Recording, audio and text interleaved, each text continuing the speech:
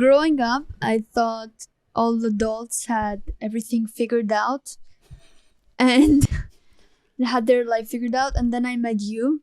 Oh, No, great. no, listen. Then I met you. I feel like you've lived 100 different lives. You've built businesses, traveled the world, been homeless. And I think something that you taught me was it's important to still have questions and not have it all figured out.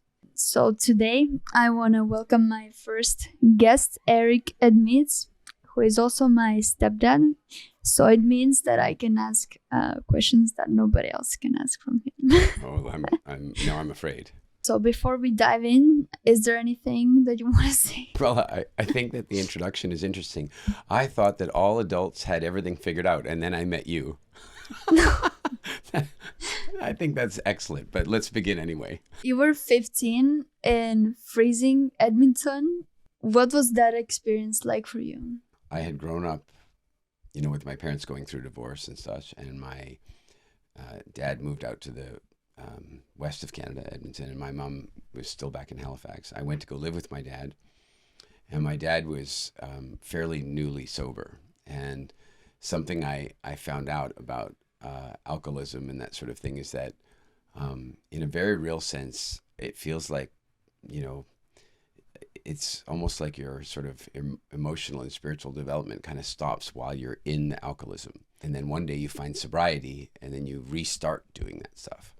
And so it kind of meant that I was arriving to live with my dad thinking I was arriving with this like wise, ready father to be my father, but he was a year and a half sober. And he was just beginning his own adulting experience, frankly. And so he and I had a very difficult time. His response to that was to send me to boarding school. And he picked a hell of a boarding school. I mean, it was a very, very intense school. At one point, halfway through my third year, grade 10, I made the decision that I wouldn't go back. I had arrived at this place where it's like, I don't have to do what he says anymore. And so I announced that I would not be going back to school. And then he announced that I would not be allowed to live in his place anymore. And so I think he was bluffing at the time. I'm not sure how serious he was about it, but I walked out the door and I went out to create my own life. And I just decided I didn't want to be controlled like that. That's scary. It's funny because I think of it now. Like, I mean, think of you at your age. And I think like I was 5 years younger than that. And I see how capable you are. And I also see how incapable you are sometimes, like trying to figure out which microphone is doing the recording. Now I'm able to look back and go, holy crap, like what was I thinking? And how did I know I could do it? And I think there's a lot of things at play. I mean, the world is really different now. I saw this crazy post on social a couple of months ago. A bunch of young kids, sending notes back and forth to each other. And one of them said, hey, listen, you got to watch out for those Gen Xers. Why? What's wrong with the Gen Xers? I found out today they used to walk themselves home from school. And they had keys to their own houses and they made their own lunch. And this is all sort of cute and tongue in cheek, but the truth is that we were latchkey kids. We got home from school at 3. Our parents didn't come home till 5 or 6 at night. We were on our own. So in a weird way, for me at 15 to make that decision was very different than a lot of the kids that are growing up in a much more sheltered way today. And, I had a good network of friends. So it wasn't like I was homeless sleeping on park benches. I stayed at some friends' houses for a little while and I figured out that my key to my dad's apartment building, I still had that. And so while I didn't want to sleep in his apartment but I figured out that I could get into the apartment building and I could sleep in the stairwell. And we lived like in a big apartment building. And so I took the elevator up to the top floor and then went across to the elevators to the stairs and then, slept there because nobody uses the stairs at the 28th floor. So it was the one place where security wouldn't find me and what have you. So I found a bunch of ways to cope with it. I look at it now and I think that there's some things I'm grateful for. Like I'm really grateful that it was winter. If it had been summer, I may well have been able to, I knew where all the parks were and maybe I go sleep on a park bench or something. But I think then I would have ended up homeless. I would have been a homeless person. As it was, I was homeless, but I was resourceful. I was staying at a friend's house. I figured out that I could stay in the stairwell. I knew that I could have a shower at the local community center. I'd kind of figured that out. And then at one point, a bunch of my friends and I, we sort of hung out at this video arcade. I know this will be shocking for you, but in my generation, if you wanted to play a video game, you had to go somewhere and you had to put money in the machine. And so we would go to this video arcade. And one day I went to the owner, and I said, his name was Ray. And I said, Ray, you look really tired. And he's like, I am tired. And I said, I think I could help. And he goes, I'm not hiring. And I said, I'm not asking you to hire. I have a deal for you. And my deal is that I think you're tired because you're here opening at 9 or 10 in the morning and you're staying open till 1 or 2 in the morning. And no wonder you're tired. And when do you ever get to see your family? So my proposal for you is that you leave for dinner every night and I will watch the place for you. He goes, I'm not hiring. I said, I'm not looking for a job. I'm just going to close the place up for you every night. And he goes, what do you want? And I said, well, you see the couch over there? I want to sleep on that couch. And, because he didn't mind violating child labor laws and whatever, he and I cut the deal. And so again, because it was not easy outside, because it was minus 30 or outside or what have you, I had to find coping mechanisms to survive. And so I look back on that time of my life and it was like a coming of age. It was like, oh, I'm responsible for my life. That sounds really hard, and I can't imagine making so smart decisions like that at such a young age. Did you ever have a moment that you felt like you can't do it, or what made you change or still have the drive to make the good decisions? My mom lived in Halifax, and of course I could at any point in time have figured out my way to Halifax. I could have hitchhiked across the country, caught a train, or somehow got the money together and flown home. And my mom would have taken me back. So I think that to a degree, I had 2 security blankets. I had 3. The boarding school that I left, they would have taken me back in a heartbeat. In fact, 2 of the teachers came to my video arcade to try to convince me to come back. And then I knew in the end, I felt like my dad was ultimately bluffing, that once he realized I wasn't going to go back to the school, he would have let me come back. And then also, if I really needed to, I knew I could go back and live with my mom. So I had a security blanket. I never felt out of control. I never felt like this is the rest of my life. I knew this was a temporary phase. I knew that it was a protest. I knew that I was having a battle of wills with my father. And I think to some degree, this is something all children have to go through with their parents, maybe a little bit more intensely between sons and fathers and daughters and mothers, maybe. But so I never really totally felt out of control, but I did feel like I had to be careful about my future. So as an example, the one thing I really was worried about was, am I going to ruin my education? I was 15, just turning 16, and I was very aware that the next 3 years of school determine everything. At least that's how I felt at the time. They determine everything. If I don't do these 3 years correctly, there's no chance I can get into university. And then if I can't get into university, I'll never have a life. And this is how I felt back then. And so that motivated me very hard to get into school. So, for example, I went to this one school, McNally, I think it was called, and a friend of mine went there, Bill, and he took me to the school. And he introduced me to the school administrator. I can't even remember. I can't even imagine now what it must have been like for that school administrator. One of the students, about 15 or 16, goes and brings in another student who's living homeless and says, this student would like to come to this school and has no parents. And I've often wondered what it was like, but it was such a good school. I loved it. They toured me around and I saw their theater program and there's just all this stuff. But I was under 16 and I couldn't get into the school without a signature from my parents. And that was tough because now I realized I was probably going to lose a year of school. And I didn't want that. And around about that time, my dad and I started speaking again. And I went to him and I said, look, I think you understand you've lost this round. I'm not going back to the boarding school. There's no chance of that. In fact, I've been out long enough at this point. I don't think they'd take me back anyway. So I win this round. Now the question is, who wins the next round? Because I don't want to lose a year of my education. And at that point, he kind of, capitulated and he let me move back in with him. And I was able to enroll in a school, Jasper Place High School in Edmonton. And I went from a boarding school of 105 or 115 students to a public school with 3,500 students. You have to understand, I was in a school where I knew everybody almost like they were brothers to some degree. And now I went to a school where every single day, the majority of people I saw were strangers. What a strange change that was. Can you share a little bit about the boarding school experience? Sounds like you didn't really want to go there.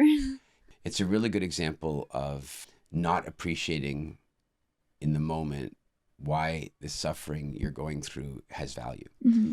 So I can tell you now, I have unbelievable gratitude that I went to that school. I have unbelievable gratitude to my father for sending me there and for finding it. I can also tell you that at the time, I felt many times like it was far too intense, like it might break me. To put it in perspective, and it's funny, I've shared these stories from time to time and on occasional podcasts, and I always have people go, that can't be right. Like it couldn't have been like that. And then every now and again, somebody else who went to that school goes, yeah, it totally was like that. You know, it's We very want to validating. hear those stories.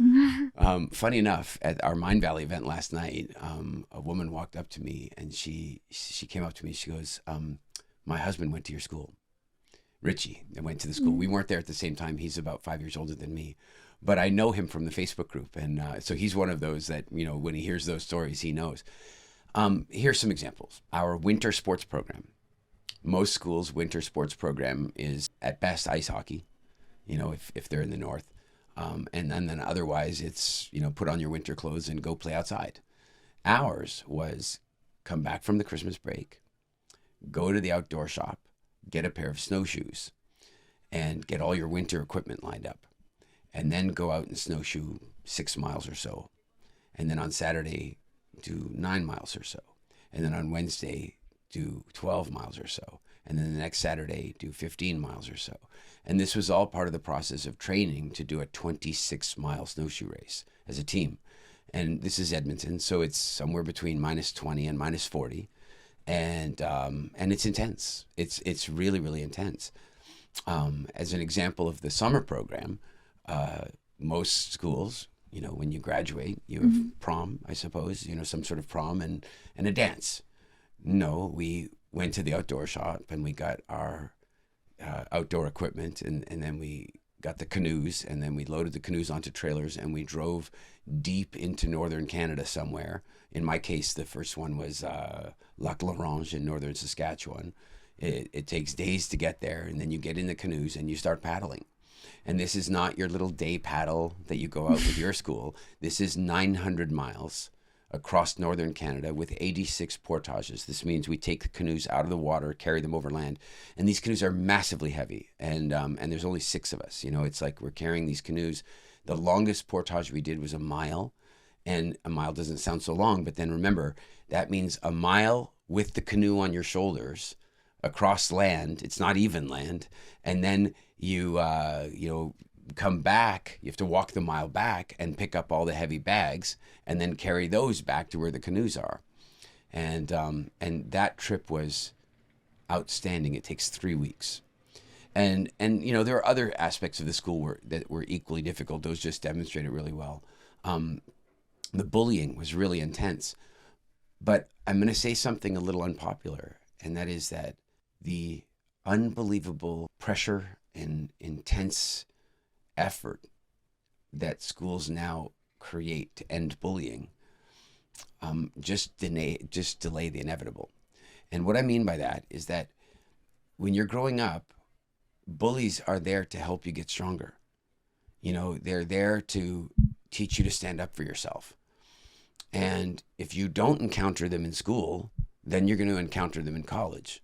And if you go to a college campus where they've protected you there too, then you're not going to encounter them there. And the first time you're going to encounter them is going to be at your first job, or when you're dealing with a government agency, or when you're, you know, I don't know, doing some other project, but you will have no experience of it, and you won't have toughened up. And I can tell you, I think it's one of the reasons that we see so much immediate litigation these days. It's like, you know, people get into an argument and the first thing they want to do is call a lawyer.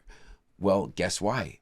They were told, see something, say something. They were told the minute something went wrong in the school, escalate it to authority. Don't handle it for yourself. No, look, don't get me wrong. I realize that there's some really epically bad bullying out there, and that I'm not advocating for that at all, but I'm saying that that where we draw the line maybe matters, and that letting kids have a bit of a tussle in the playground might not be the worst thing at all. And these days, it's like the minute there's a fight, everybody's suspended. And I'm not sure that's right. In our school, we fought. We there was bullying. There was the black market. I mean, I played a significant role in the black market delivery of junk food around the school, and we weren't allowed to have radios, and so we sold radios, and I have to say that all of those things were, maybe against the rules, but they were also teaching us about life, and they were teaching us some level of self-determination and strength. So I left the school halfway through a year. The school was going through a sort of transitionary period where they were becoming more politically correct and trying to become more modern, and that the year that I was in was particularly squeezed by the change. Like, we had all the bad of the old, and then we also got all the bad of the new. Mm-hmm. And in fact, if I know correctly, if I'm right about this, that year, it would have been the graduating class of 1988, is the only year that the school didn't produce a graduating class. So me leaving in grade 10 was systemic. It wasn't me, it was our class. I can't imagine those stories and the trips. It's like I hear the facts, but for me, it sounds so far from anything that I've done in my life that I can't really even relate to that in a way. And sometimes it makes me worried because I hear all these incredible people in the world that they've had such hard childhood and done so many hard things that I feel like I remember, I think 7 years ago, I was like, is something really hard gonna happen in my life soon, or like am I just not gonna be successful because nothing really hard has happened to me yet? And then when my parents broke up, then I feel like, okay, maybe there's something, and then I started having smaller moments of that. So would you say that for you, the harder moments of, for example, the trips that you did or being homeless in a way have shaped who you are today and made you stronger? I run into this question quite a lot from people just out in the world because, when you do what I do and you're out, I'm doing inspirational speaking and training and that kind of stuff. Of course, many of the stories that any speaker is going to tell is about, the adversity they went through and how it helped them grow and helped them develop their strength. And so I've often had people come to me, especially when I'm doing like speaker training and that kind of stuff. I've often had people come to me and go, but Eric, I mean, my parents were amazing and they didn't get divorced and nobody was an alcoholic and nobody beat me. And so maybe I can't give anything to the world. And I'm like, well, no, it's not like that at all. I think that, the toughening events of life will happen. Like you said, you had quite a sheltered childhood. You didn't have to go through many of those things, and then your parents went through a divorce. And I know how hard that was for you. I know how worried your mom was for you at that point, because it was like your mom was like, she might not recover from this. But you've recovered from it. It's given you a tremendous amount of emotional resilience. I have to tell you, like, the way I've watched you navigate relationship, the way I've watched you navigate, the dating world and so on, it's with a level of maturity that I probably only developed 2 weeks after I started dating your mom. I'm kidding to some degree, but you have handled that stuff with a level of grace. And I think that one of the reasons that you've handled that with grace is the combination of you grew up with incredibly caring, loving, nurturing parents that took good care of you and gave you great life experiences. And then you did go through a defining, unbelievably challenging thing, and that is the breakup of your parents. And so between the good and the bad, you become tempered. You develop emotional flexibility and tenacity. I agree. But at the same time, I feel like I've heard you say that a lot of the times the suffering that we have today's world, it comes because life is easier than ever. Yeah. And we live in the easiest and safest times in the world. So do you think that's somehow related, that we have more suicide and depression than ever, but at the same time life is so easy? Yeah, let's first address that, because I think, some of the people that'll be inclined to listen to your podcast are younger, and so when they hear you or they hear me say that they're living in the very best times in the history of the world, they're not going to believe that Yeah. initially. And so let's just talk about that for a moment. There is no question that we are living at the peak human experience. We have more comfort, more security, and more certainty than we've ever had before.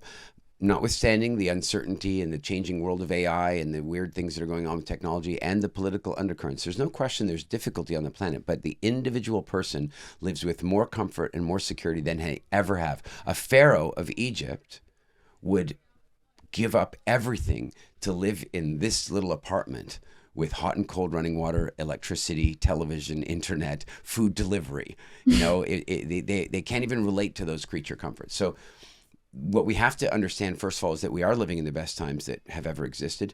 And that one of the reasons we don't know that is that media profits from eyeballs. Media profits from clicks. And the fact is that people don't double click on good news. They go, oh, look, some good news, and they move on. But then some terrorist attack happens and they watch the news every day, every single day. In America, you might have a mass shooting. It happens. It's a horrible thing. But that mass shooting will play on the news for the next 3 weeks, reminding people of it over and over and over again, to the point that they begin to feel like there's a culture of mass shootings in America. But what's insane is that the odds of you being involved in a mass shooting in America are lower than the odds of you winning the lottery. Meanwhile, there are schools in America that now have mass shooting drills to prepare children for these mass shootings, make sure that they know what to do. But what they don't have is financial literacy for lottery winners. And that would probably be more useful in many ways because it's more likely. Now, I don't want to diminish the terribleness of those crimes, but the point is that the media has got us to believe that natural disasters are killing twice as many people now as they were when they're not. That the media has us believing that the world is so unsafe for children. It's literally twice as safe for you growing up than it was for me in the 70s. And yet we were allowed to walk all over the city, right? So this is a very important thing to understand. Then once we get that these really are the best times in history, especially if you turn off CNN and Fox and Sky. If you turn those off, it's the best time in the world to be alive. But then we do have to look at some other statistics. Highest rates of anxiety, depression, pharmaceutical, psychiatry, and suicide in the history of the world. And I believe that part of the reason for that is that we are not good at excessive comfort. We require a degree of difficulty and strife in order to grow. There's this great old saying. It's like the tougher the breeze, the stronger the trees. So if you get trees, if you want to make furniture and you get it from a sheltered valley, then the wood is really soft. But if you get it from a place with huge wind, then that wind is really hard. The wind toughened it. And I think that one of the things that's difficult at the moment is that we're doing such a good job of protecting everybody that they're getting weaker. Makes sense. With that, I'm really excited to ask about evolution gap, because I feel like that can be part of the solution in a way that we can maybe fix this kind of problem, or at least try to do that. So can you explain for the people who have never heard about this, what is it? Okay, so the evolution gap is the evolution gap exists when we understand that there's something called evolutionary mismatch theory. The idea is that our biological evolution, our genetic evolution, is a very slow thing. It's not something that changes a great deal in a few hundred years. It's thousands and thousands and thousands of years. And in a natural environment, that's always worked really well because nature typically moves fairly slowly, and then your genetics can kind of move to catch up with what's changing in nature, and it's a dance. But there came a point in human development where we started being able to innovate ideas and change our reality and our environment faster than our genetics could keep up. And so that change has resulted in this gap or series of gaps. And most of our pain, disease, suffering, psychological challenges, most of those, if not all of them, exist inside those gaps. And so one of the examples I talk about in the book, just to make it's such an easy example, is that I can look at you and I can see that, you're from Northern Europe. Now, of course, I already know that because I know Mhm. you, but I wouldn't need to know you. I can look at your skin and it's light and your eyes are light and I can tell, and you could look at me and go, oh, probably Southern Europe. And then equally, we could look at our friend Coot and we could say he's probably from somewhere equatorial because his skin is so dark. Now, the reason for this is that humans evolve exactly the right tone of skin and hair and eye color for the amount of sunlight in the area that they're from. So if you come from equatorial Africa, you're really, really dark, really Mhm. dark. And if you come from the most southern parts of South Africa, you're much lighter. Or if you come from the most northern parts of Europe, then you're really much lighter. That's evolution. The evolution gap is when you now use technology to move to a location on the planet that has a different level of sun than you evolved for. So, for example, you come down to live with me in the Caribbean. So we're taking your Estonian skin and we're exposing it to the Caribbean sun. So what do I say to all of you guys when you first come to stay with me? Be careful. You have to be careful about this sun. You're not built for this sun. It's not that the sun is dangerous. It's not that the sun is evil. It's that you have the wrong skin for this sun. So you have to be more careful. But equally, if our friend Christopher, right, who's largely Haitian, if he were to come visit us in Estonia, we would have to say the exact opposite thing to him. Christopher, you need to be really careful to get enough sun. Now, if he's coming for a 2-week visit, I don't think it's going to be a problem. But if he was coming to live with us in Estonia, we would have to make absolutely sure that he was getting enough sun or that he was finding a technological solution to the lack of sun. Because without getting enough sun, he's not going to produce enough vitamin D and his immune system is going to suffer. He's going to have energy problems. And there's a whole bunch of health ramifications that come from that. So evolution is us evolving the right skin color for our relationship with the sun. The evolution gap is I suddenly use a car or a train or a plane and I travel in a few hours how far it used to take generations to travel. And now I have the wrong skin for the wrong sun. So that's the gap. Then the solution, you first look to a natural solution. Well, the natural solution would be, get more sun. I lived in England for almost 10 years. I can tell you, they don't get a lot of sun. I mean, it's not so different than Estonia that Mhm. way. But one of my solutions for that was to buy a convertible. I bought a convertible. Look, if you live in Los Angeles, you don't need a convertible. If you have a convertible in LA, it's an ego thing. Maybe you just like having the wind in your hair or whatever. But if you have a convertible in Estonia, if you have a convertible in Bergen, in Norway, if you have a convertible in Seattle, if you have a convertible in England, it should be a medical prescription because the sun's only going to be out a little bit. And whenever it's out, you need to get some. And so that's where we start looking at natural solutions. How do I get more sun exposure? And then we can look at technological solutions. We can take a look at things like red light therapy, and we can look at natural light. You can get light bulbs that produce close to natural light in your homes. And so there's some technological things we can do. And I would say that there are many areas in life where you can identify the gap. And once you've identified the gap by looking at the difference between modern and ancestral living, you can then try to find a natural solution to that gap.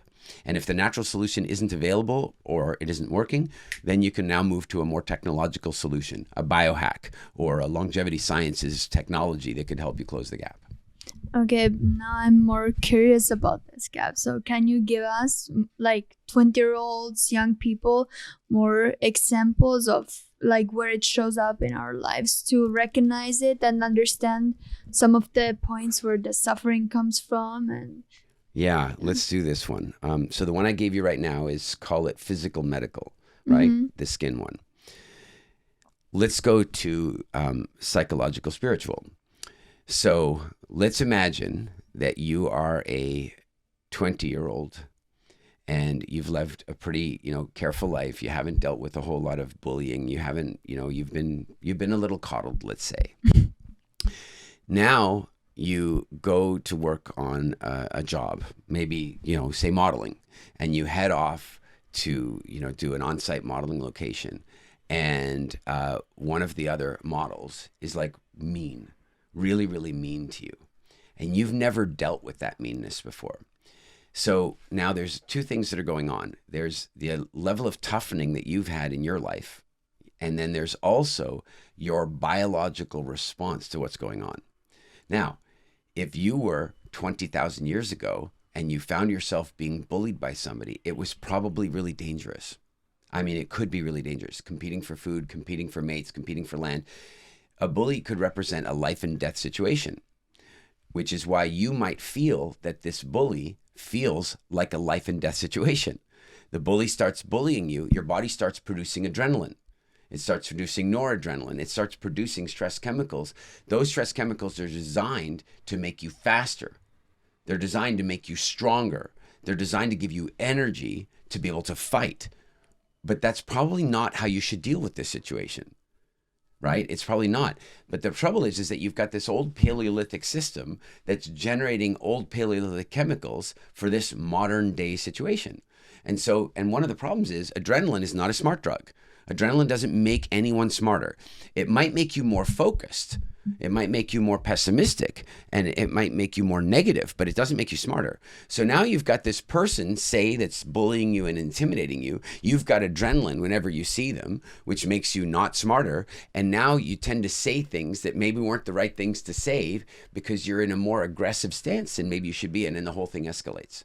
Another example of this would be the level of pressure that I watched you put yourself going through school. I on one level, I admire Estonia for producing really, truly intelligent and well-educated people. I've been blown away from that from the first time I got to Estonia when I was working with Edu Academia, and then when Mind Valley moved there, and I was blown away by the level of sharpness and education. But then when I watched you going through high school, I was angry. I was angry at the level of pressure that was being placed on you, which of course is a parental reaction. Because of course now I'm kind of glad you went through those things. I'm glad that you were stressed. I'm glad, but at the same time, the type of stress you were experiencing, it was like at times the way you were acting it was like you thought you were going to die. It was like, I'm going to die if I don't pass this test, which of course produces the wrong chemicals. Right? That's the trouble. Is so there's the issue of how tough are you because of the way you were brought up. But then the second thing is you're a Paleolithic being and you're being faced with this modern exam stress. And then the modern exam stress starts feeling like a genuine threat. And so now you're studying from the perspective of, I need to save my life. I have all this adrenaline, not a smart drug. So that makes the studying more difficult and the whole thing is challenging. So one of the things that we all have to learn, I think, is to recognize when we are triggering Paleolithic emotional responses for modern solutions. From a driving perspective, I mean, okay, you're driving, and I'm so proud of you. You drive so well. And now you've not yet been pulled over by the police, right? Actually, I have, but it wasn't my fault, I think. Oh, sure, it wasn't your fault. It was like 2 a.m. We landed in Santiago, and I was with my mom. I decided to drive to Cabarete, and I hadn't been driving for, I think, 2 months. It was dark, but I put on some nice music, and I was like, yeah, I'm gonna do this. And yeah, we were driving the dark streets and mountains, so there was nothing around. But some police pulled us over. I think it was 5 guys, 2 cars. They had like the guns and everything. And I think I rolled down my window and I didn't understand what they were saying. I don't think they How are you feeling? I was scared a bit, but not really, because the police there is a little bit different. But at the same time, I didn't know what to do. And they asked me to, like, they checked the car. They asked me to open the doors. I didn't understand what they want. I asked if they want my documents. They didn't want that. They were like smiling and laughing. They asked me to step out of the car, and they were just looking at me, and I had to like turn around, and they were just laughing. And then I already got scared, because I was like, what else can they do? Because I can't not do what the police asks me to do. But at the same time, I was a bit scared, because it's 2 women, a lot of laughing police with the guns in the middle of nowhere. I think I signed my mom like, okay, please film or start calling someone, But in the end of the day, I think it was okay. I sat down, but that was the only time. I now remember that story, and you handled it really well. The Dominican police are different in that sense. On one way, it can be really, really scary because they're standing there with military stuff and they've got their guns and what have you. But at the same time, they don't tend to do very much. And I will tell you that if you get pulled over in Estonia or in America or anywhere else, what will happen is you're driving down the road and suddenly there's these blue lights behind you. And even the look on your face is like, and you start feeling the adrenaline rush into you. Now, here's the thing.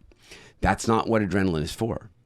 Adrenaline is for you and I are out for a walk collecting berries in the wilderness and we see a lion, or we see a hyena or something like that. Now we need adrenaline. Adrenaline's going to help. In this moment, adrenaline's going to be really useful to us.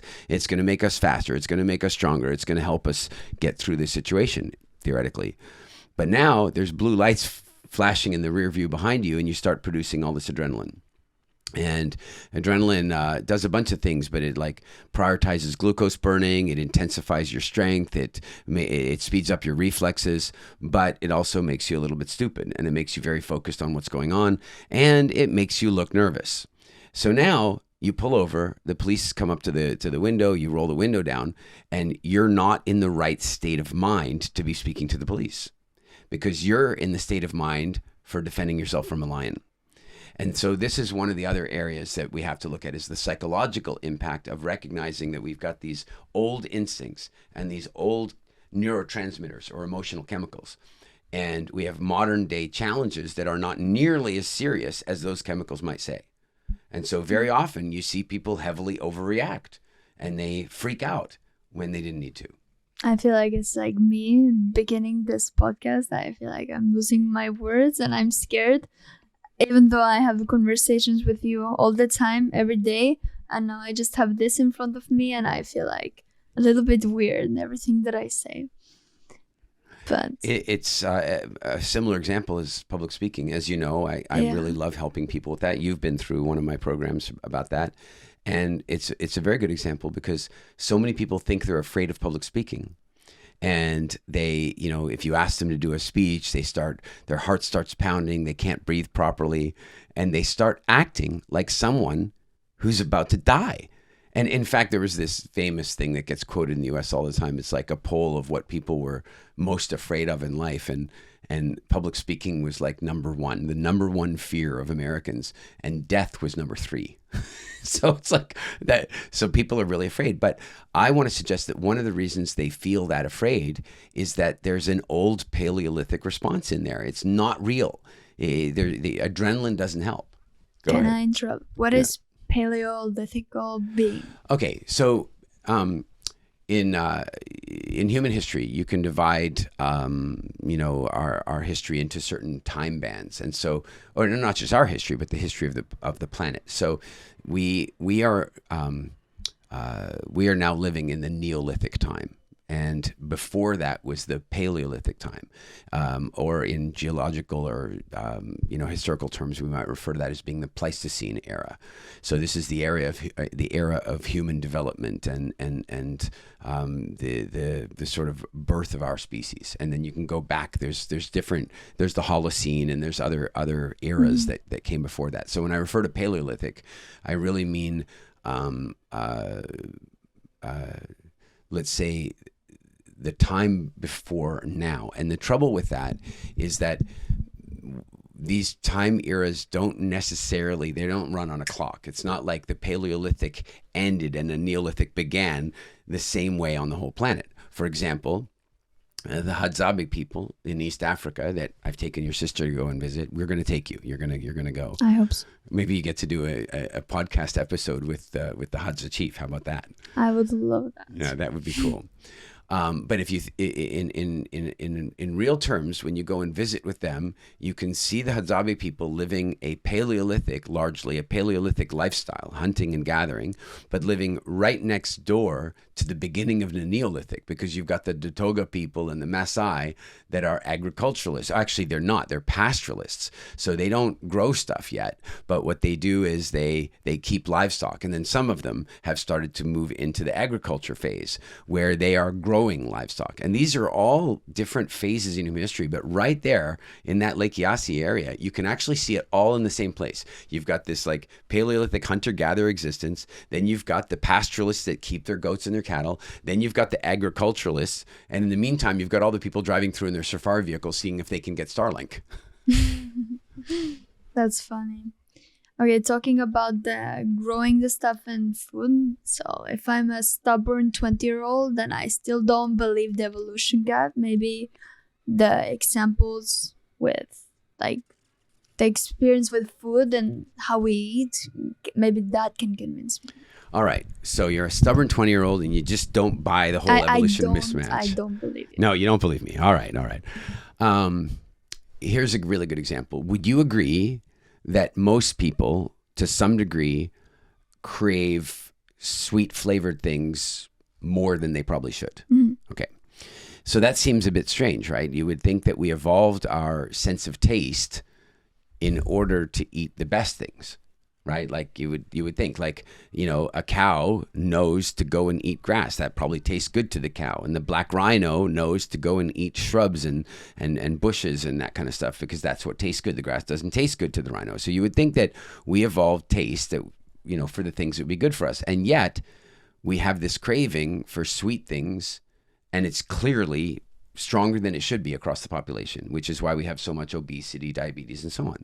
So why is that? Are we broken? You know, are we the one species that was designed badly? Or have we changed our environment so much that our tastes and cravings are no longer a match for what's available? So let's test it out. When I took your sister to go see the Hadzabe people, we wake up in the morning and we go out for a hunt. And when we go out for that hunt, we may or may not spot a bush with berries on it. Depends on the season. If they're not in season, we won't spot them. They won't be there. The bushes will be there, but the berries aren't. But if they're in season, they'll be bright colored and red and ready to go. And so we'll go up and eat some of them right away. And the more of them that we eat, the more of them we want, right? The more sugar and sweet things we eat, the more craving we have. This seems like a flaw. It doesn't seem to make a great deal of sense. Only it's actually perfect. Because if you imagine how rare those berries are, you imagine they're only going to be available for a short window of time, then we'd better eat as many of them as we can, because that might make the difference of whether we survive the winter that's coming.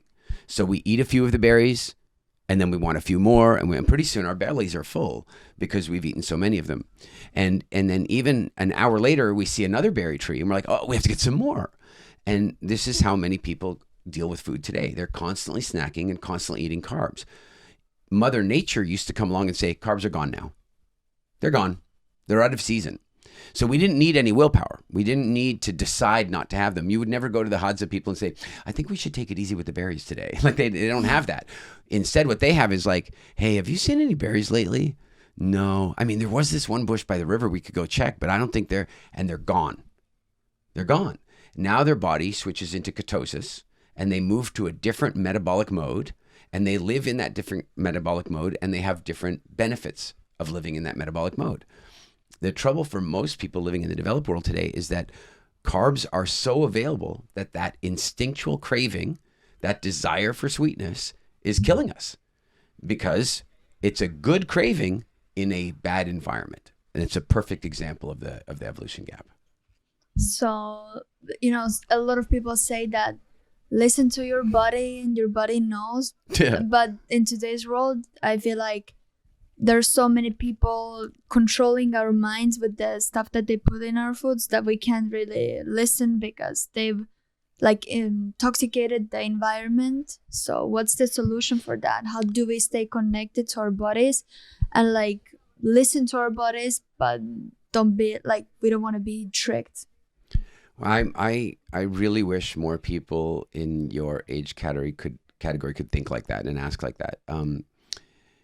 You know, this whole idea of like intuitive eating and you should just listen to your body it's so misguided. And it's so misguided because there's truth to it, but that truth is hidden. And what I mean by that is that we are, our bodies are speaking to us all the time. And if we can listen to them and we can translate the message, then we can do quite well. But we have a number of problems. First of all, the messages are very outdated. They're basically like text messages written by your great grandfather. You know, they're old messages from a long, long time ago, which means you kind of have to translate them to a more modern version. Then on top of that, you have the food industry that's been programming us, that's been attempting to hijack our emotional states. So let's deal with both of those things. We'll start with that one. Easter. There are people, you know, who celebrate Easter, some of them religiously and some of them commercially, but, you know, a lot of people around the world celebrate some form of Easter. And many of them will tell you that they cannot properly enjoy Easter without chocolate. They just can't do it. And of course they can't. I mean, everybody knows that Easter and chocolate are connected, right? But you know who did live through Easter without chocolate? Jesus. I mean, they didn't have chocolate. And chocolate's a really new thing. So somewhere after Jesus and before this week, someone managed to connect chocolate to Easter. And they managed to connect chocolate to Easter so well that now there are people who feel like they can't have the proper religious experience without the chocolate. So we've been hijacked. So now you're listening to your body and you start seeing signs that it's Easter. Just like if berries start ripening on the tree, you start seeing bright berries, triggering your cravings. So all of a sudden, Easter is everywhere, and your body goes, oh, chocolate, like a very Pavlovian response. You're like, oh, it's Easter, it's chocolate. Oh, it's Easter, it's chocolate. So we've been linked up like that, and not just with Easter. I mean, it's been with holidays, it's with emotional states. I mean, ask the average European, the average American, what's the best cure for loneliness? They'll tell you something between ice cream, chocolate, and red wine. Like, you know, that's the most common answers I get to that question. Those things do not cure loneliness, but they can distract you from loneliness for a short time. So we can't listen to our bodies until we recognize that our bodies have been manipulated, that our instincts have been. Here's an example where it wasn't even intentional. You see a child. Actually, here's a funny experiment. The next time you go to an amusement park of some kind, maybe you go to Universal Studios the next time we're in LA, or you go somewhere like that, you'll see that there are benches around. And very often what you'll do is you'll see on the bench a couple in their 40s sitting on the bench eating their ice cream. And if you were to go to them and say, hey, how come you're sitting on the bench? They would say, because we're eating our ice cream. There are other people, though, that are walking around eating their ice cream. Now, what I would tell you about the couple that's sitting on the bench eating their ice cream is that when they were children, their parents were sick and tired of them running around all over the amusement park and said, I'll get you an ice cream, but you need to sit down to eat it. And that decision for that couple has turned into them, even at 40 years old, going, I have to sit down to have my ice cream. They don't know this. They don't know that's what's going on. They're just listening to their body. Meanwhile, there are other people that are perfectly happy to walk around and eat their ice cream. It's not that it's right and wrong. It's that there's conditioning. And then in another example of that, you have a little boy is running along playing and he trips over and falls and he skins his knee. And he looks up, and you know, it's so funny to watch this happen. The kids look around. Did anybody see? If nobody saw, they usually just keep playing. But if their mommy saw, you know, if mommy saw, then it's like, oh, and the tears and the crying. And then mommy comes over and mommy gives them a hug and showers them with love. And then mommy reaches into her magic purse. And I don't know how you women do this, but you've got the magic purse and whatever you need seems to be in that purse.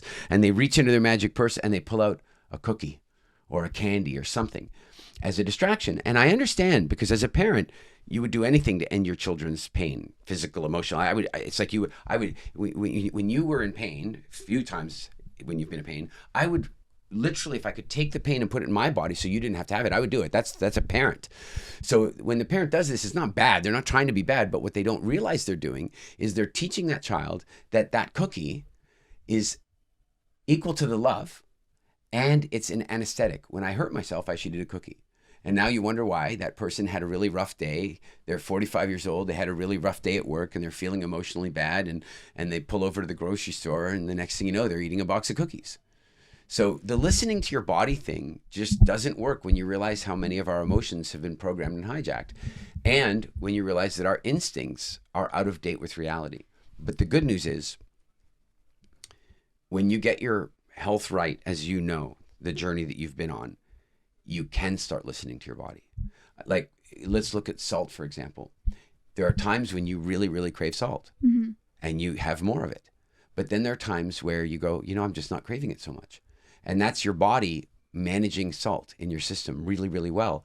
Because you've been so clean with your food, because you're so good with your exercise, your body is speaking truth to you. And so you can listen to your body.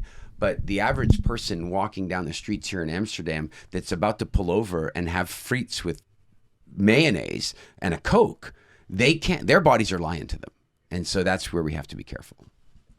But there's so much confusing information. So how do you know that you're on the right track and you can listen? Because maybe I'm someone and I already think that I'm doing everything right and I still crave a lot of sugar and I crave the thing. So how do I know? Well, with all the confusing information out there, Emilia, the best thing you could do to get to the truth is listen to your father, stepfather. But listen, no, I'm kidding. I have a rule, and this rule is very, very helpful.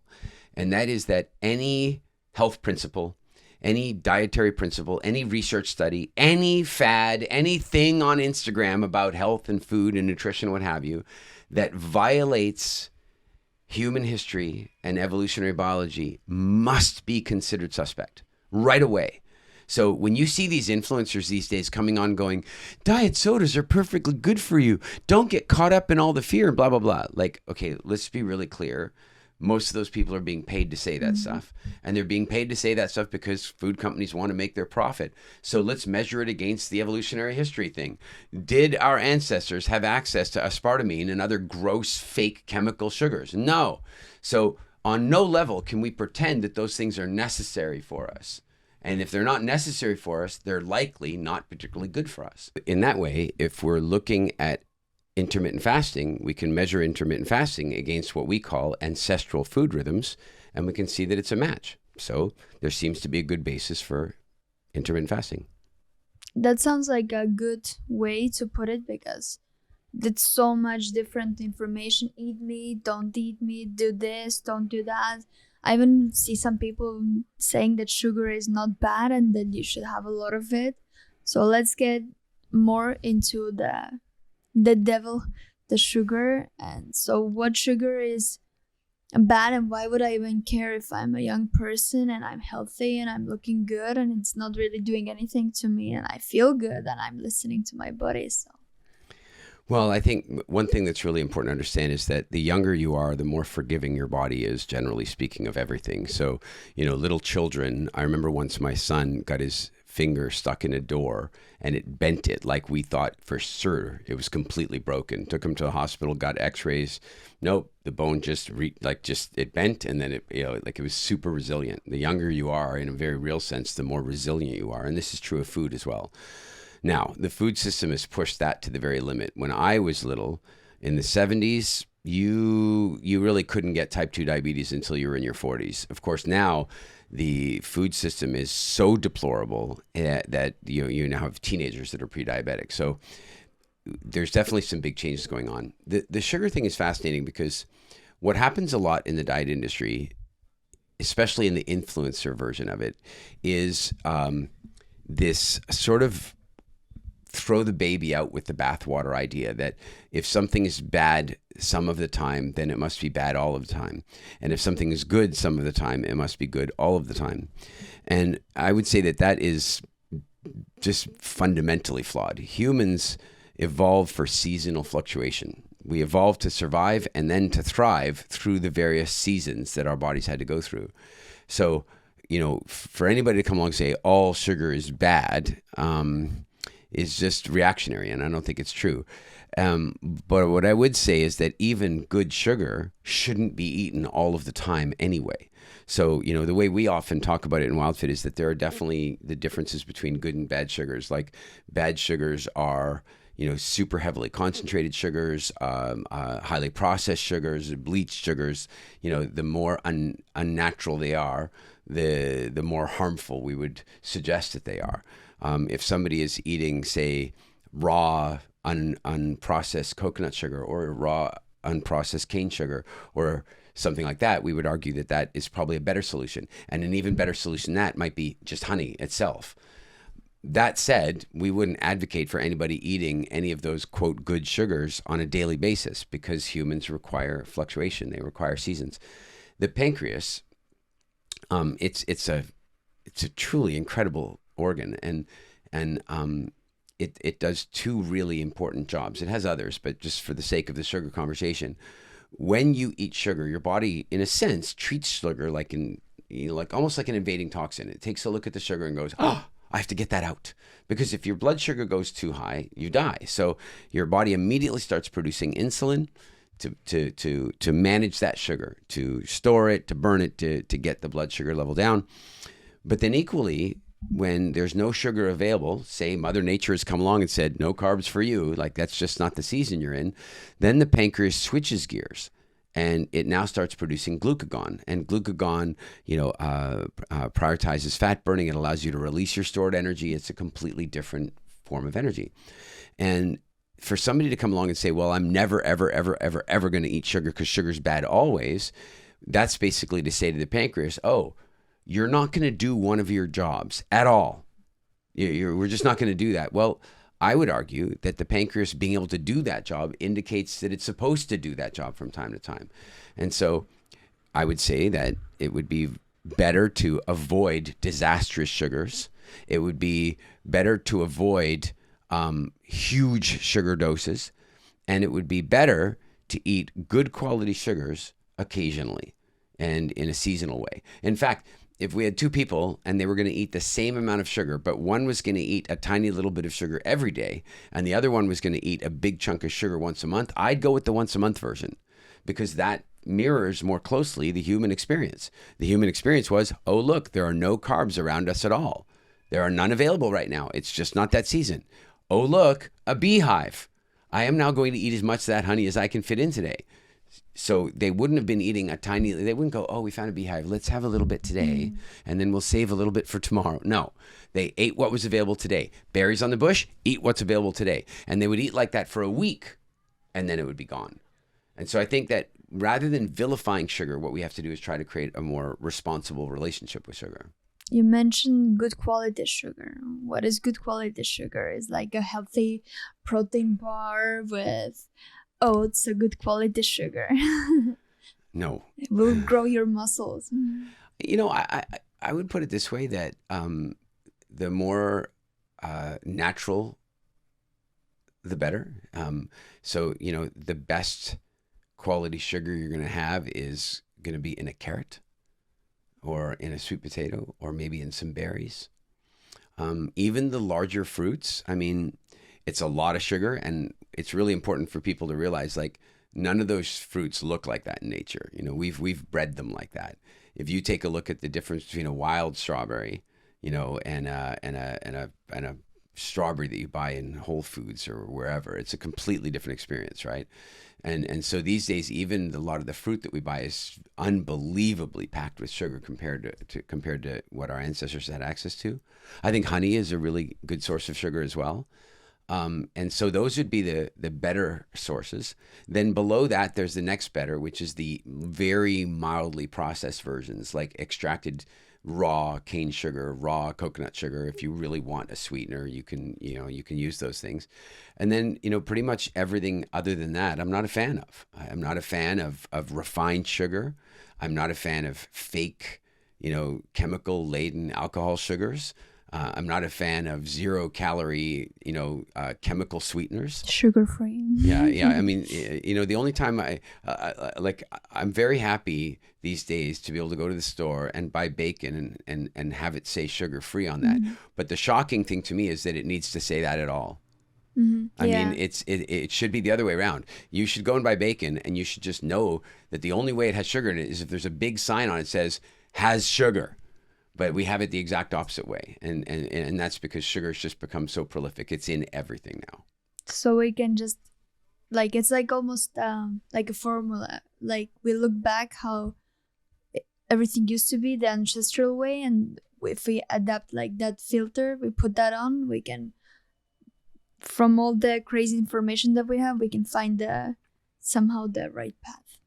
Yeah, I like I said before, I think that it's funny. The word natural, these days they'll put anything on a packet of food to get you to buy it. They'll tell you it's organic, and they'll tell you it's natural, and they'll tell you it's fortified, and blah blah blah.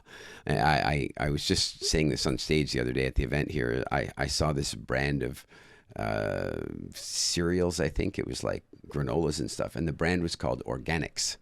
And I pick it up and look at this, and it's just a disaster bomb of diabetes in a bag. And I look at this thing, and then I realize it's not organic, not even organic. I mean, even if it was organic, that doesn't mean it's good for you. But I was curious if the ingredients were, no, the brand was Organics. And so these words have developed so much power in marketing that people are just going to find any way they can to stick that on the package. So natural is a really funny one. It's like, well, it's okay if it's natural. Well, I don't know, like plutonium is natural. Natural doesn't mean that it's good for you.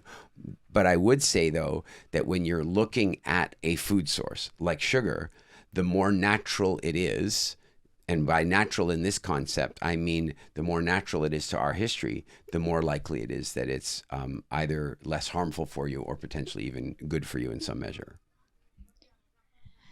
You're the founder of WildFit also.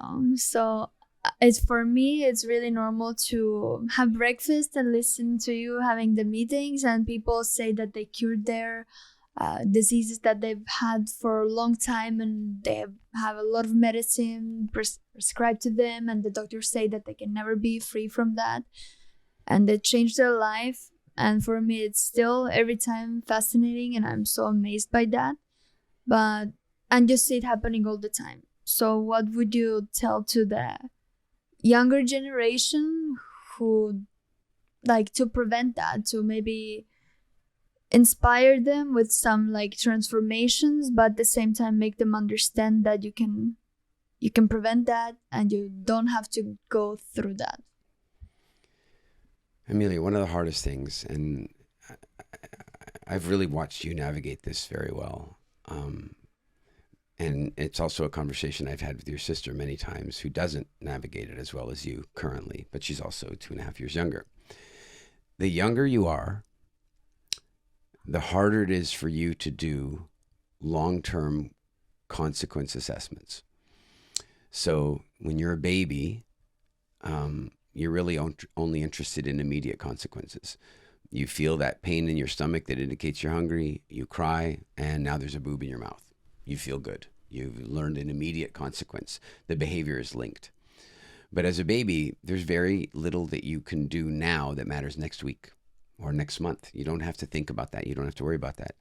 Even when a baby learns to walk, I mean, the truth is, Usain Bolt had to learn how to walk, but even he wasn't thinking about sprinting when he was learning to walk. He was in the game of learning how to walk for the immediacy of it. He wanted to learn how to walk now because his instincts told him to do that, and the people around him were encouraging him, and it allowed him to reach taller things. It was an immediate thing. Now, as you get older, your behavior starts having longer term consequence. So, when you're 6 or 7 or 8 years old, mostly the food you're eating doesn't seem to have much immediate consequence to you. You might not recognize the relationship between the chocolate frosted sugar bomb that your parents bought you at the carnival and the temper tantrum that you had an hour later. You might not see that connection, but and that inability to see that connection makes it hard for you to modify your behavior, because you don't even know there's behavior to modify. You don't even know that eating this caused that. Now let's take it a step further. What about eating this causes prediabetes in your teens? You can't understand that. You're as a child, that linkage is just too long. It's too long to imagine. And it's not just about food. I mean, you have started expressing a strong interest in investing and saving for your future. Well, guess what? You've been getting a lot of information about that from me and from other people that have made you think about that. But the average 20-year-old isn't doing that. And I can tell you, it's scary that they don't, because if you start like you've been doing now, you're putting away a little bit of money, you're making small investments, and you're doing them. It feels pointless because it's such small amounts of money and it's growing at such a low rate that it seems like a whole pointless exercise. But the power of compound interest means that the positive consequence out here is dramatic. The difference between you starting at 20 and you starting at 40 is like the difference of millions of dollars in your retirement age. It's a massive difference. So to help, say teens and even people up into their mid 20s to make these transformations, one of the things I have to do, one of the things that I've done in our programs is I've really tried to help them connect the consequence. So you eat this food, how do you feel an hour later? You eat this food, how might it impact this month? You eat this food, what's the trajectory? Where's that taking you? And when they can start to see that, then you can have this conversation you're asking about prevention. But I mean, take a look at smoking and vaping. Like I am blown away that adults that I look at and they appear intelligent. I mean, on the surface, they appear intelligent. They have jobs. They seem to be creating enough value in the world that they have an income and they're living. They appear to be able to reason, and yet they're taking an electronic device and sticking it in their mouth and inhaling fumes into their lungs that we all know are dangerous and damaging their lungs, and they're still doing it. And they may as well be sucking their thumb, except that sucking their thumb wouldn't be so damn dangerous. Same with cigarettes. Like it's mind-blowing. So even if that person at 35 or 40 years old, if they can't link their smoking or vaping to the coming emphysema and the coming lung cancer, how much harder is it for a 20-year-old to see so far in the future? So that's a big part of the mystery, is how do you get your generation to fully understand the impact of their behavior in 20 years? And if you can do that, then you can get them to prevent it. In your case, you were in a sense lucky. You got that infection in your hand and it was scary and it had a lot of pain involved and so on. But then all of a sudden, antibiotics. As you know, I'm not a big fan, but sometimes they're necessary. You take the antibiotics, you mess up your whole microbiome, and all of a sudden, what's happening to your health? You've got those, remember I remember that day you came to me and you said, what did you say? I'm going bad. I love the way you said, I'm going bad. Like you're like cheese in the fridge that's going bad. But the truth is that you did feel like that. And then, of course, you had skin problems and all this stuff. And they gave me, like, at some point 3 different antibiotics. And I got, like, a nest, like a red nest on my almost, like, I don't know what it is, like a blood under my arms. But I felt, like, really wrong. Like, I didn't feel like this was supposed to be in my body. No, it was definitely not ideal. But the good news is that it made you appreciate your health more. And it made you curious about how to fix it more. And it gave you enough pain to not want to go back. And so while you already were pretty healthy in the way you dealt with food, you up-leveled to an even greater degree. You got unbelievably focused. You started listening to everything you could. You started researching everything you could.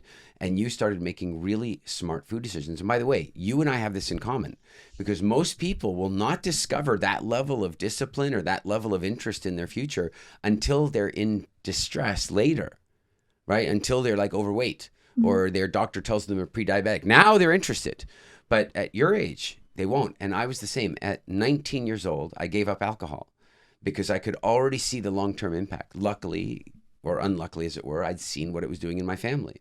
But by 21, so just about your age, I went through the same thing. I went through real difficult medical problems that made me curious about it. I recognized the doctors were not fixing it.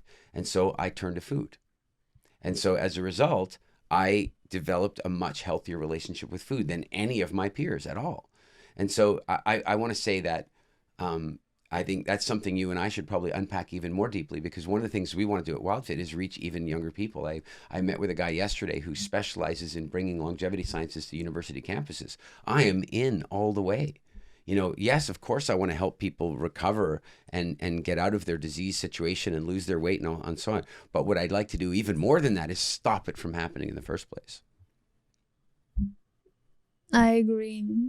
And I think our generation is also like more curious about that, or at least I have amazing people around me who are training a lot and trying to take care of themselves and doing better. So I think that would be something really exciting and important. I mean, I don't think a lot of people realize, like, you can think of a disease like diabetes, which is now what, 1 in 3 Americans, and I'm not sure it's so much different in Europe, and it's, you know, just as bad in Dubai and all over the world now. And you know, we can look at the personal suffering. We can look at the fact that it means being on medication for the rest of your life. It means potentially losing your eyesight. It means maybe having hands or feet cut off in amputation because of circulatory problems. The personal suffering, and it means a shorter life. It means a much higher chance of getting cancer or heart disease. I mean, it's serious, right? But then there's another side of it, and that is that it's expensive. And you know, we're living in a time when, you know, the idea of universal health care and medical care and stuff is always debated by people, and I find that debate really difficult, because on one level, I really do believe that everybody should have access to really great medical care. The idea that a family can be bankrupted by illness is just terrible to me. It should be there, but at the same time, I see people, and I don't want to share a healthcare program with them. I don't want to be in the same insurance program with them. In the same way that, you know, if I was buying car insurance from a company that charged everybody exactly the same price, well, at my age, I haven't had an accident forever. I don't get speeding tickets. I mean, I'm a safe driver. I'm a good driver. I am cheap to insure. But yet you might find some 16-year-old boy with 4 speeding tickets and 2 accidents, and he's very expensive to insure. If we charge all of us the same price, it means I'm paying for his insurance, and also I'm removing his motivation to fix it. And I think that's a big problem we have in the health space now, is that diabetes costs America almost half as much as their entire defense budget. Like, it's hundreds of billions of dollars. And so, quite aside from the personal suffering and the familial suffering, because this one person is suffering and their family's suffering with them, but now there's this other side of the social suffering, that our hospitals are overwhelmed, our drugs are expensive, the wait times to get in to see a doctor in many countries is deplorable. And one of the reasons is that we have lifestyle diseases that you know, that we're not doing the prevention part well. I think when it's hard to see, like, how the future will be like, or what is best for me in 10 years, and like we talked about, when you're younger it's hard to see past that, then maybe the bigger goal, or somewhere in your mind, the picture should be to live a long, but even more importantly, healthy life and be happy, because nobody, I think, wants to live a long life and suffer in bed and not being able to move and spend time with the people you love and be active. So we want to live a long but happy and full life. So I agree. These days, a lot of the people that, you know, just don't want to make a change, or they, you know, like, I don't know why you work so hard on all this and what have you. And they're like, you know, people are living longer now than ever. Life expectancy just keeps getting longer. And I think what they don't understand is that it's not that people are living longer. It's that the medical industry is finding better ways to keep them alive. And so many people are spending the last 20 years of their life connected to a machine, or having repetitive surgeries, or on a weird chemical concoction of side effects that they're having to live with. They're not living, they're alive, but I don't think they're living. And so I think the goal is different. The goal is to live as long as you healthfully can. I would rather live to 95 and still going out for a walk in the park than live to 120, but from 60 I was an old man and, you know, bound to a machine. What is something that, as a 20-year-old, if you can go back to the time, that you would do, like the most basic everyday thing that would help us achieve that goal? You know, I think if it's a very common podcast question that I get. It's like, well, if you could go back and talk to yourself when you were 20, what advice would you give yourself? And I can tell you right now, no advice. I wouldn't go back and give myself any advice. And the reason I wouldn't is that one of the toughest things as a parent is to figure out when to help your children and when to let them fail. If we help our children all the time, we take away all the bumps in the road, we take away all their development, and they don't get to build any character or strength. So I would be very tempted to go back and tell myself, okay, you should do this, and you should do that, and you should be better at this, and you should work on this skill. I could do all that, but then what I would have done is made my life easier. And then by making my life easier, I would have made myself weaker, and God knows how that would have gone. I'm pretty happy with my life, and it was hard. And I get to live in a fantastic existence, and I get to travel, and I have friends all over the planet, and I have work that is unbelievably rewarding. And I know that I have that work precisely because of some of the difficulties I face. So I could go back and tell myself, like, here's an example. I was terrified of public speaking until I was 35. I was terrified. I could go back and tell myself at 18, 19, 20, get over it now. Get over it now and go out there and do some public speaking. Now, even if the 20-year-old me was smart enough to listen to that advice and take action, even if I could, if I did, then I would have started speaking, but I would have started speaking before I had the life experience that I had by the time I started. And so God knows what I would have spoken about and what kind. I've seen a lot of speakers that started when they're 18 years old in the fake it till you make it brand. And you know what? A lot of them just sell air. It's just, they're good at speaking, but they don't have depth. So I could go back and told myself, make sure that you make these investments. You should invest in Intel and Google and stuff and all that, like way younger. Okay, I could do that. But if I think of some of the financial difficulties that I faced over the course of my life, they're part of what made me tougher and stronger. So I really have a hard time with it. Like, how do I go back and tell myself to make things easier when it was precisely the challenges? So if I was going to go back and tell myself anything, I would go back and tell myself basically two things. First thing is, chill out a little. It's going to be okay. No matter how hard things get, everything that you're going through is just there to make you tougher. I'm not going to warn you what they are. I'm not going to tell you what to do about them, except to say, have faith. Have faith that it serves you. And then the second thing I would say is, when you're given the choice between the easy and the hard path, seriously consider the hard path. So enjoy the journey and challenge yourself. Not knowing yet, challenge yourself and learn on the way. And just try to be better every day and make smarter decisions. And yeah, thank you so much. I think it was really exciting. And it's so nice to hear that it doesn't mean that our bodies are broken and we are broken in this confusing world. It's more like the world evolves too fast and we don't, and then we get lost and confused. But with the right information and management, we can make it work and maybe live the best life that has ever been. That's exactly my feeling. With the right information and the right consciousness, we can combine the best of our ancestral wisdom with the best of modern innovation, and we can create the most fantastic, phenomenal lives in the history of Earth. Thank you so much for being my first guest and sharing all the amazing information. I think we have a lot to talk about, and as I know so many stories from you, there's a lot I want to ask, so hopefully we will get to make some other episodes also. I hope so too. Thanks for having me. Thank you.